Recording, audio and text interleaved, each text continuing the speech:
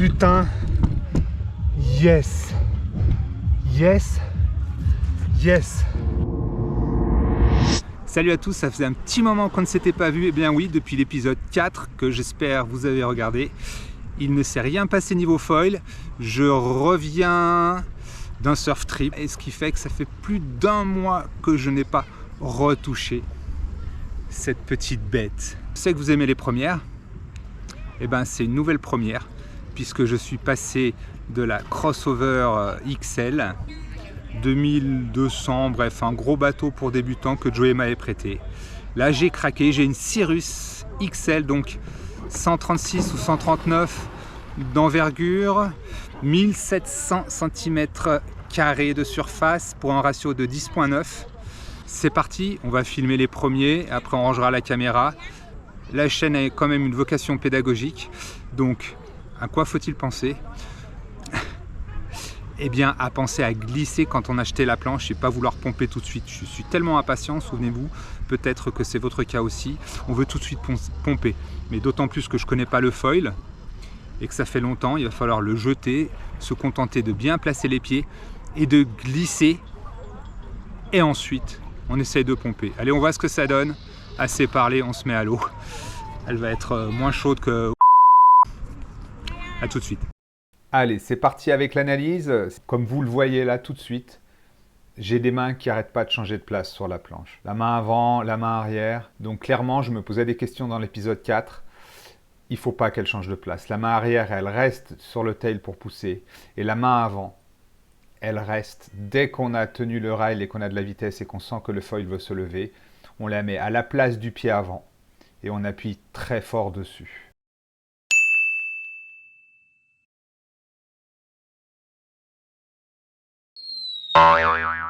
Dès qu'on arrive sur la planche, il faut penser à se redresser le plus vite possible. Ça ne veut pas dire enlever les mains trop tôt.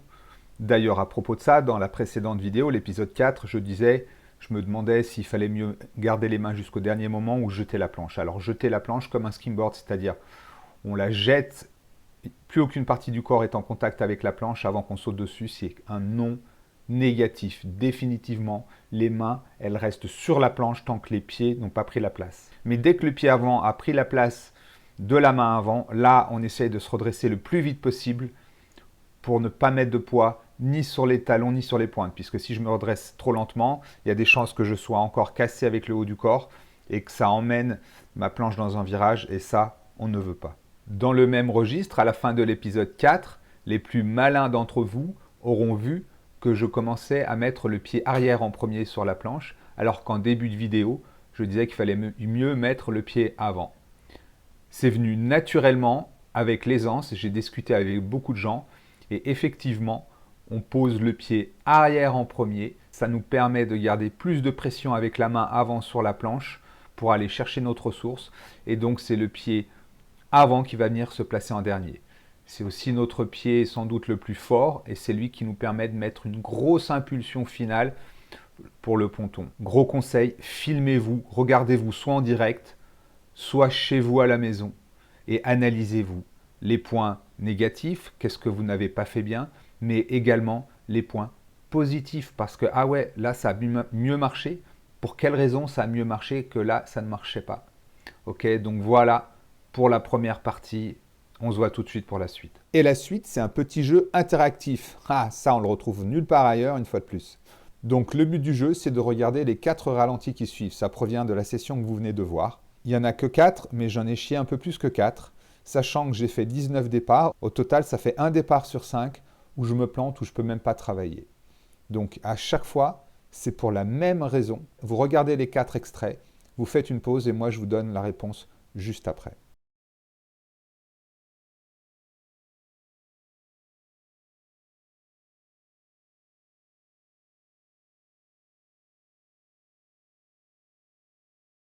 Eh bien, la réponse, elle est toute simple. Regardez l'orientation de la planche au moment où je ratterris dessus. À chaque fois, elle part sur la gauche. Pourquoi? Plusieurs raisons. La première, c'est que je ne pense pas du tout, et c'est tout bête et ça commence par là. Durant ma course d'élan, évidemment, je pense à faire aller ma planche en ligne droite, parallèle au ponton, mais au moment où je saute, j'oublie ça. je fais aucune action pour que la planche reste en ligne droite. Donc, il faut vraiment penser à garder la planche parallèle à l'eau durant la course, mais aussi jusqu'au bout, c'est-à-dire quand on ratterrit sur la planche, et puis de se relever très vite et être comme un chat. Le foil est un sport super difficile. Pourquoi? Parce qu'il demande une précision millimétrique. La moindre pression mise au mauvais endroit entraîne la chute. Donc voilà, essayez vraiment de penser à garder votre planche droite, pas de lacet, pas de roulis, soit parce que vous ne tenez pas correctement votre planche, soit parce que vous la lâchez trop tôt, soit parce que vous en servez trop comme appui pour monter dessus. Bravo à vous si vous avez trouvé la solution. Et maintenant, on enchaîne avec la session suivante. Salut à tous. Eh bien, petite session à 35 départs hier avec un nouveau venu dans le Quiver, j'ai nommé la Clubber. Et oui, trop cool, j'ai un setup parfait pour le dog start et le pumping. Donc depuis la reprise, la session que vous avez vue, 35 hier, désolé pour la première, mais j'avais vraiment pas envie de sortir la caméra. J'essaye de bosser tous les points que j'ai notés l'autre jour, en rajoutant pomper avec les jambes. Ça a l'air con, mais on pompe pas avec le haut du buste, en le cassant, mais vraiment en fléchissant et en faisant des extensions. Je le sais, mais il faut le faire. Et dans 5 essais, ça fera mon 200e. Assez parlé, on s'y met et on voit ce que ça donne. Alors, je vous disais d'analyser le positif comme le négatif. Eh bien là, on a du positif puisque je laisse le temps à la planche de glider au début.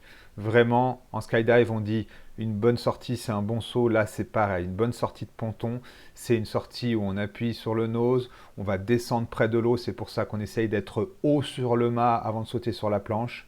On la laisse descendre sans qu'elle touche l'eau, évidemment, dans la mesure du possible. Et là, on met notre extension en fin de glisse avant qu'elle s'arrête complètement. Et on se met dans le bon tempo pour commencer notre pumping.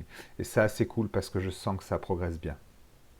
Autre point positif, je commence à mieux placer mes pieds. Donc moi, j'ai découpé la planche dans le sens vertical, de la longueur, et j'essaie de mettre mes pieds de part et d'autre.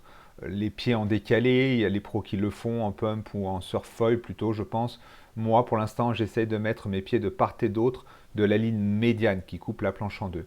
Par contre, là, vous constatez que si mes pieds sont relativement bien placés quand je ne me la colle pas direct, mon pied arrière, il est trop au-dessus du mât. Il faut vraiment que je l'avance parce que je commence gentiment à pomper et je m'aperçois que mon pied arrière est complètement inefficace. Il est au-dessus du mât et il n'a aucun effet. Donc il va falloir bosser sur le placement des pieds, à savoir un pied arrière un peu plus avancé, quitte à réavancer un peu le pied avant, puisque je ne suis pas super efficace et je suis en train de comprendre qu'il faut vraiment bourriner avec le pied avant. Mais avant cela, il faut laisser le temps à la planche de monter, on se souvient du tempo. Donc c'est vraiment, je la laisse monter et je réappuie. Et ça, trouver le bon tempo, la pression à mettre dessus, ça va prendre du temps, mais globalement, le pied arrière, on le décale vers l'avant. Vous constatez que maintenant qu'on a vu que je ne tenais pas ma planche comme il faut, même si c'était la Skura, eh bien, j'en suis conscient, donc je le fais beaucoup moins. J'arrive à la garder en trajectoire rectiligne, parallèle à l'eau jusqu'à la sortie du ponton, la planche. Pourquoi? Parce que j'y pense, mais aussi et surtout parce que la planche est beaucoup plus légère, elle est plus petite, elle est donc plus facile à tenir, à contrôler et à manier et à lui donner la direction qu'on veut, tout simplement. Un autre point, j'ai fait 40 départs ce jour-là. Alors, je n'ai pas compté combien j'en fais par heure, ma session dure moins de 2 heures, clairement. Épargnez-vous. Ne faites pas comme moi à vous acharner à remonter sur le ponton, à souffler 3 secondes et à repartir. N'hésitez pas à prendre le temps, regardez votre caméra ou du moins buvez un coup et soufflez. Qui veut aller loin, va doucement, clairement, donc allez-y, tranquille. Je ne vous ai pas fait mon modeste retour sur la Cirrus, je ne suis pas le mieux placé pour analyser les ailes, mais clairement, on sent qu'elle a vraiment envie de voler. Et donc là, j'avais fait première session de reprise Skura Cirrus. Celle-ci, c'est la deuxième avec le setup complet. J'ai vraiment l'impression de progresser à chaque départ. C'est fou, la bouée dont je parlais dans l'épisode 4 n'est plus un problème, comme vous le constatez, je la dépasse régulièrement. Mais ouais, le combo Cirrus et Clubber, là, on a un setup adapté. Alors, la question qui vient, est-ce que avec le nombre actuel de dog start que j'ai, j'aurais progressé plus si je m'étais équipé avec ce setup dès le début, à savoir un setup de pumping pour commencer? Franchement, la réponse n'est pas si évidente. Il y en a qui vont dire « ouais, mais c'est une évidence ». Ben, moi, j'en suis pas certain parce que j'en ai bien chié, comme on dit vulgairement, avec mon gros bateau, avec la Skura, mais ça m'a appris la discipline. Je pense que avoir commencé avec un truc qui a rendu la tâche plus difficile m'a permis de me sortir plus les doigts et maintenant c'est plus facile et j'ai là vraiment l'impression de progresser pour un peu que je place correctement mes pieds à chaque tentative. Salut à tous, et ben voilà, on se retrouve au soleil, en bas, avec de la lumière. Hier, je n'ai pas pris la GoPro, elle n'aurait servi à rien parce que j'ai l'impression avec les 3 sessions, avec le set parfait Clubber Cirrus, que je progresse à chaque départ. Et donc, je commence à m'éloigner du bord et la GoPro devient un petit peu inutile. Allez, assez parlé, nouveau ponton, il y a une grosse chaîne dessous. J'essaye de gérer le problème et si ça se passe bien, en avant Guingamp. Bon, on a un gros problème, il y a des chaînes vraiment très lourdes, bien amarrées. Même si j'ai réussi à la mettre un peu en travers, je ne peux pas partir en bout de ponton parce qu'avec 136 d'envergure, ça touche à chaque fois. Ça touche à chaque fois.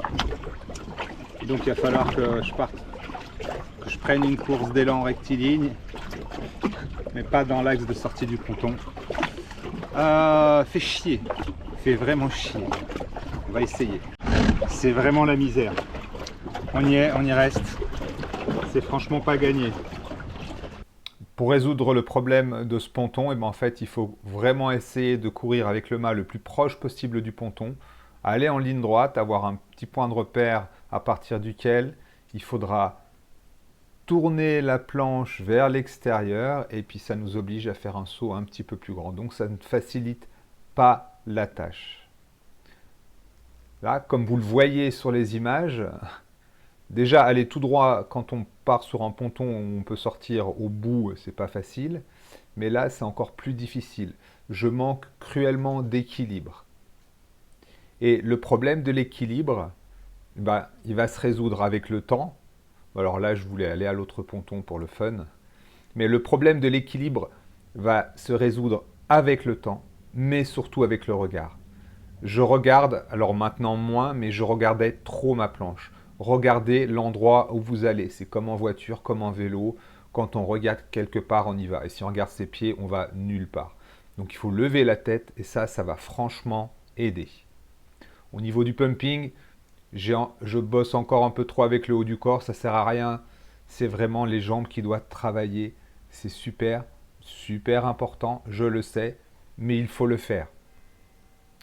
Maintenant, vous constatez aussi que je manque de vitesse. Parce que je n'arrive pas à trouver le bon tempo. Le tempo, il va être facilité avec une belle sortie, comme on le disait tout à l'heure. Mais si mon pied arrière est un petit peu plus avancé, j'aurai un meilleur travail, ce sera plus facile de pomper et je me mettrai plus facilement dans le rythme. Note pour plus tard, tournez plus loin que les bateaux. Parce qu'on ne voit pas, mais il y a une bouée et des chaînes. Le problème du pied arrière, c'est pas juste qu'il est inefficace, c'est que donc tout le travail qu'il peut faire ne sert à rien. C'est qu'on met trop de poids sur l'arrière de la planche et que le foil n'a pas la bonne inclinaison sous l'eau et donc il ne travaille pas comme il faut. Donc c'est vraiment encore cette histoire de pied arrière qu'il faut avancer. Il faut vraiment avancer ce pied arrière pour que non seulement il soit efficace en pumping, mais qu'on déplace tout le centre de gravité vers l'avant pour que le foil puisse faire son propre travail. Donc je bosse dessus. Évidemment. Et au niveau du pumping, maintenant que je commence à m'éloigner un petit peu du bord et que je passe plus de temps sur la planche, j'essaye vraiment de chercher quelle est la meilleure amplitude à avoir si tant est que ce soit mes jambes qui travaillent et pas le buste qui monte et qui descend en pensant que ce sont les jambes qui travaillent. C'est pour ça que je vous disais, filmez-vous parce qu'on a des sensations, mais des fois, elles ne correspondent pas toujours avec la réalité. Donc, même si vous n'avez pas un super esprit d'analyse, vous pouvez déjà comparer vos sensations à ce que vous voyez, ce qui est donc la réalité, et agir en conséquence. Donc, quelle est l'amplitude? Est-ce qu'il faut vraiment faire des squats complets? Par exemple, bon, alors là, j'abuse, ce n'est pas des squats complets, mais quelle amplitude dans mon jeu vertical et aussi la répartition des appuis sur mon pied avant.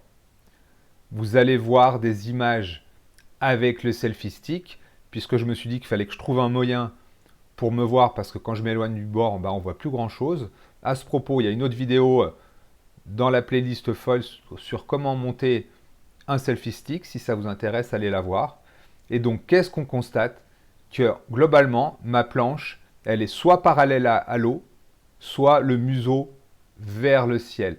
Mais je la fais jamais replonger. Donc, je fais un demi-mouvement de pump, si on peut dire. Mais globalement, il n'y a pas cette phase de descente, celle-là même qu'on cherche en sortie de ponton, où on laisse glider vers le bas, on utilise la descente et on combine l'extension pour remonter. Et bien tout ça je le perds parce que moi j'ai trop de poids en arrière et ma planche varie entre parallèle à l'eau et plate. Et donc non seulement j'ai pas le bon rythme, mais au fur et à mesure je m'épuise, mais surtout je perds de la vitesse. Et donc au bout d'un moment je m'arrête. Des fois c'est comme si je tombais dans une crevasse, ça fait ouf, j'ai plus rien, mais ça je pense que c'est aussi parce que je mets trop de poids sur l'arrière. Donc ça fait beaucoup de choses à bosser. Sobre avec le haut du corps. On fait travailler les jambes, vraiment. On va vraiment chercher cette phase de descente. Il faut trouver le bon rythme. C'est pas je pompe en permanence, je pense. C'est je laisse une micro-phase de glisse quand je redescends et je fais mon extension au bon moment. Et après, j'essaye de trouver le rythme. Et pour garder mon équilibre, je regarde vraiment où je veux aller. Mon but était de tourner autour du bateau. Je n'y serais pas arrivé. J'ai refait une session suite à celle-ci. Alors là, ça bouge un tout petit peu, mais pas beaucoup, mais c'est quand même pas un lac tout plat. Mais la session d'après, je ne vous la montre même pas, même si c'était pas trop mal. Mais ouais, gros lac avec de la bise, des vagues, du vent, ça n'aide clairement pas. Donc là, voilà la caméra embarquée. Regardez, ma planche, elle va jamais vers le bas. Bon, alors il faut que je trouve l'équilibre, mais elle va soit vers le haut, soit parallèle à l'eau. Mais jamais, jamais, je la fais descendre. Il y a juste au départ où le premier pump il est bien parce que je la laisse descendre en mettant beaucoup de poids sur l'avant. Et là, des fois, c'est catastrophe. Je regarde le ponton et je me mets le ponton et j'abîme la caméra. Donc, vous voyez, c'est vraiment une histoire de regard. Là, c'est pareil, j'arrive pas à remonter haut sur le mât. J'ai tout le temps la planche qui cabre et au bout d'un moment, ça n'avance plus. Enfin, on se retrouve à hier soir. Je retrouve un plan d'eau sans vent, sans vague. C'est le jour et la nuit. Donc pour débuter, ça aussi, si vous pouvez vous trouver des conditions adaptées, comme au ski par exemple, c'est franchement plus facile. On sent tout de suite la différence. On en est à 350 et des brouettes départ depuis mes débuts. Donc alors on n'est pas parfait à chaque fois. Je bosse mon amplitude, le placement du pied arrière, la grosse pression pour faire redescendre la planche pour vraiment faire un pumping complet. Ça ne va pas arriver du jour au lendemain. La suite, qu'est-ce que c'est? Ça va être de la quantité parce qu'il n'y a pas de mystère. Il faut en bouffer. La qualité vient du fait que vous savez ce qu'il faut faire et il faut le mettre en application à chaque fois. Si je peux me permettre un conseil, vous avez une liste de choses à faire, tout comme moi. Commencez par l'ordre chronologique. Si c'est encore le départ du ponton qui vous pose un problème, même si vous savez ce que vous devez bosser en pumping, commencez par bosser votre départ. Par exemple, allez, je mets plus de pression sur la main avant et ensuite, je laisse bien glisser une fois que ça c'est acquis. Oh, le joli parapente. C'est magnifique la vie à la montagne, n'est-ce pas? Et bien voilà, par ordre chronologique. Mais au bout d'un moment, il n'y a pas de mystère. J'ai ma liste de choses. Je les fais dans l'ordre. Quand j'en ai acquis un, je passe au suivant. Et puis j'en bouffe. Je vous fais grâce de tous les essais. On en arrive au dernier. Si vous êtes encore là, n'hésitez pas à laisser un commentaire. Comme d'hab, vous savez ce que vous avez à faire si la vidéo vous a plu. Je ferai une beaucoup plus courte vidéo avec tous les conseils compilés dans un petit moment. Merci de tout cœur si vous êtes encore là.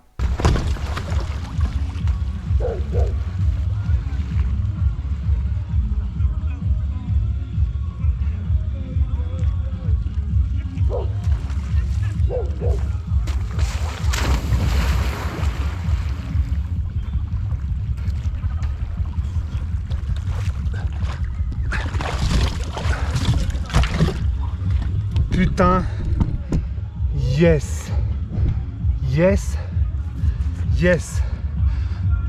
me suis dit j'en fais un dernier, j'ai froid, ça me pète les et j'ai réussi à faire ce que je voulais. On en est à la 13e session si je dis pas de bêtises. Je pense que vous n'avez pas dû voir la fin parce qu'avec le champ de la caméra c'était pas suffisant. Je suis parti.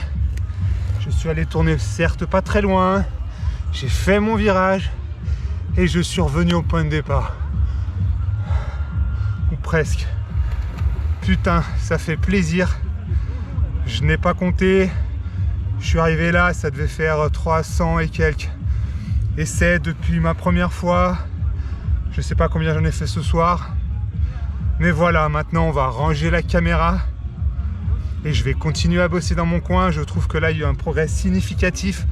Je vais enfin arrêter de compter mes dog start et de vous emmerder avec. Façon de parler, parce que j'espère que toute mon expérience vous aura servi. Ne vous inquiétez pas, on va se revoir. Puisqu'il va falloir bosser les rock start avant de se lancer quand j'aurai niveau pour un tour au bord du lac. Pour un tour du lac, il va falloir être capable de partir des rochers parce que si on se plante au milieu, on va avoir l'air con. Et puis je vais rebosser le treuil et essayer de connecter, c'est-à-dire me faire tracter, m'amuser, repartir en pompant, me refaire tracter et créer le mouvement infini. Donc vous voyez, il y a du pain sur la planche pour moi, pour vous encore plein de retours d'expérience à venir. Cette vidéo a été très longue, mais enfin je peux la publier pour qu'elle serve à quelque chose. Merci, des bises et n'oubliez pas trop de temps devant les écrans. Ciao.